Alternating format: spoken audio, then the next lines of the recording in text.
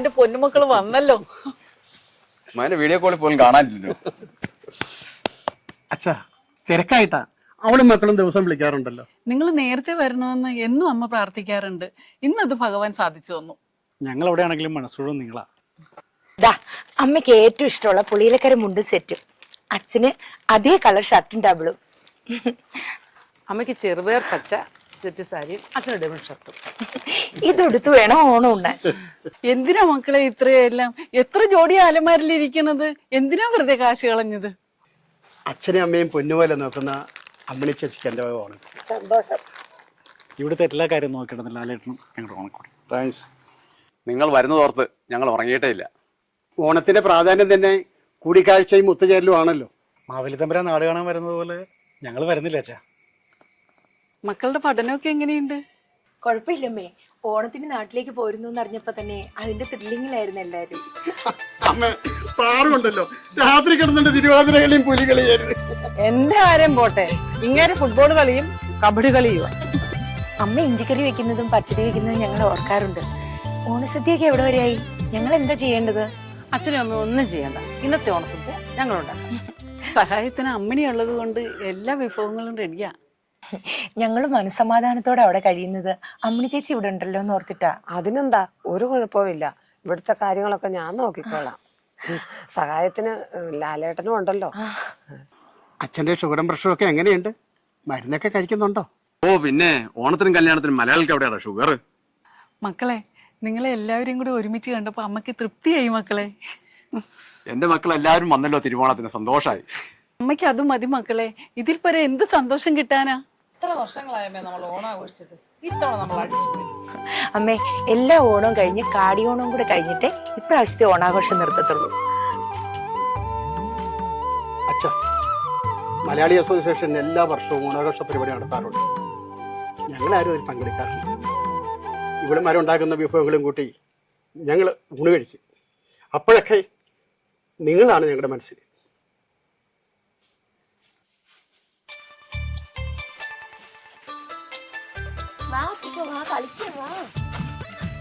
ഞങ്ങളെല്ലാം ഉണ്ടാക്കി റോട്ടിലോട്ട് നോക്കിയിരിക്കും മക്കൾ വരുന്നുണ്ടോന്ന് ഓർത്ത്. എന്താ അമ്മേ, ഞങ്ങൾ വന്നില്ലേ? സന്തോഷായിട്ടിരിക്കേ. അച്ഛനും അമ്മയും നോക്കൂ. ഞങ്ങൾക്ക് 15 ദിവസത്തെ ലീവ് ഉണ്ട്. ഞങ്ങളുടെ പൊളിച്ചടിക്കിട്ടേ പോകും. അമ്മേ, ഇനി പറയുക, ഇനി ദുബായിലേക്ക് പോകണ്ട, ഇവിടെയാണ് സ്വർഗമെന്ന്. നിങ്ങളുടെ ദുബായ് ജീവിതത്തെക്കാൾ എത്ര സന്തോഷമാണ് ഇവിടെ. അമ്മേ, ഞങ്ങൾ വരുമ്പോ അടുത്ത വർഷത്തെ തിരുവോണ നാളിൽ ഞങ്ങൾ വിഭവസമർത്ഥമായിട്ട് ഇവിടുന്ന് ഊണും കഴിക്കും. പിന്നെ ഞങ്ങൾ ദുബായിലേക്ക് പോകണം, പ്രശ്നമേ ഇല്ല. ഇത് തന്നെയല്ലേ എല്ലാ വർഷവും പറയാറുള്ളത്. കുട്ടികളുടെ പഠനവും ജോലി സംബന്ധമായ പ്രശ്നങ്ങളുമാ നീണ്ടുപോകുന്നത്. അച്ഛനും അമ്മയും ഞങ്ങൾ ഉടനെ കൊണ്ടുപോകും. അതിനുള്ള എല്ലാ പേപ്പറുകളും ഞങ്ങൾ നീക്കി കഴിഞ്ഞു. വേണ്ട മക്കളെ, ഞങ്ങൾ ഇവിടെ കഴിഞ്ഞോളാം. സഹായത്തിന് അമ്മിണി ലാലും ഒക്കെ ഉണ്ടല്ലോ ഇവിടെ. നിങ്ങൾ രണ്ടുപേരും വരണം. നമുക്ക് ദുബായ് മൊത്തം ഒന്ന് കറങ്ങാം.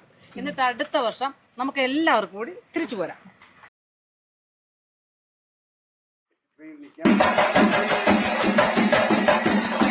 അങ്ങനെ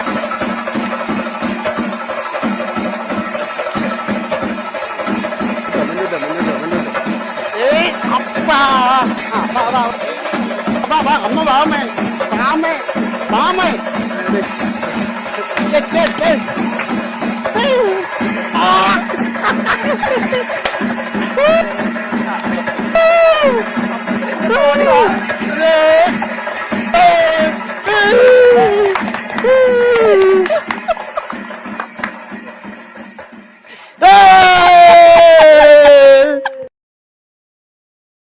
മക്കളെ, അമ്മ ഇനി ഓണസദ്യ വിളമ്പട്ടെ. നമുക്കെല്ലാവർക്കും ഒന്നിച്ചിരുന്ന് കഴിക്കാം. അതെ അച്ഛാ, ചിങ്ങമാസത്തിലെ തിരുവോണ നാളിൽ തൂശനിലയിട്ട് ഇഞ്ചിക്കറി, മാങ്ങാക്കറി, പച്ചടി, കിച്ചടി, പരിപ്പും കൂട്ടി സാമ്പാറും ഒഴിച്ച് ഒരു കുഴവടച്ചാൽ പ്രഥമന്റെ പിന്നാലെ നാരങ്ങയും തൊട്ട് നക്കി പച്ചമോര് രസവും സമസമം ചേർത്ത് ഒറ്റ വലിക്ക് കുടിച്ച് അതിന്റെ പിന്നാലെ പാലടിയും കഴിച്ച് അടപ്രഥമനും പപ്പടവും പഴവും കൂട്ടിപ്പൊടിച്ച് വാരി വാരി തിന്നുമ്പോ പൊക്കവും പെട്ട് ഇലയും ചുട്ടി പുറത്തേക്ക് ഇറങ്ങുമ്പോഴുണ്ടാകുന്ന ആ സന്തോഷം പറഞ്ഞറിയിക്കാൻ വയ്യ.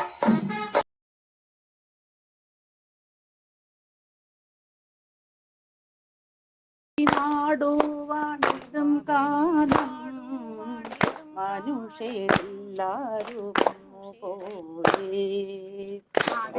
നാടുവാണിടും കാലം മനുഷ്യരെല്ലാരും ഒന്നുപോലെ ആമോദത്തോടെ വസിക്കും കാലം ആപത്തും ആക്കുമുട്ടില്ലതാനും. ആമോദത്തോടെ വസിക്കും കാലം ആപത്തും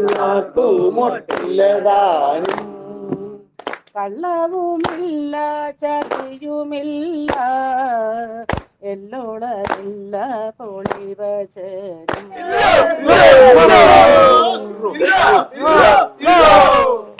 നമുക്ക് ഊണ് കഴിക്കാം.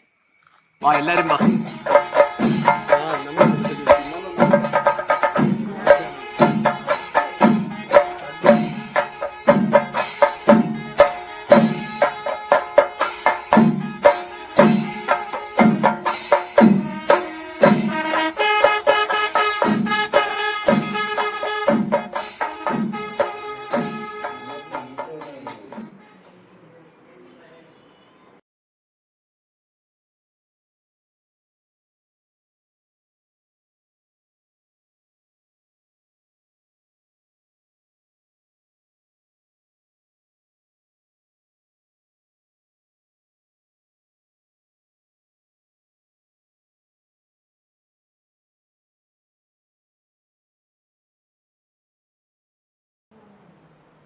കബഡി കബഡി കബഡി കബഡി കബഡി കബഡി കബഡി കബഡി കബഡി കബഡി കബഡി കബഡി കബഡി കബഡി കബഡി ചേട്ടാ ചേട്ടാ കബഡി കബഡി കബഡി. അവര് വന്നോ? ഇതുവരെ കണ്ടില്ല.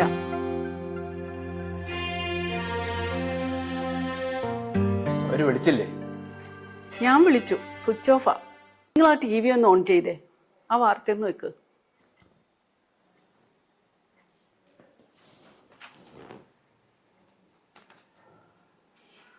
എല്ലാ വർഷത്തെ പോലെ ഈ വർഷവും അവ വരത്തില്ല.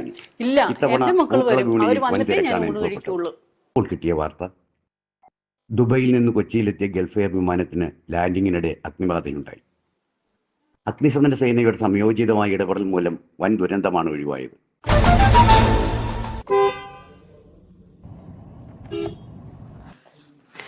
മക്കൾ വന്നു.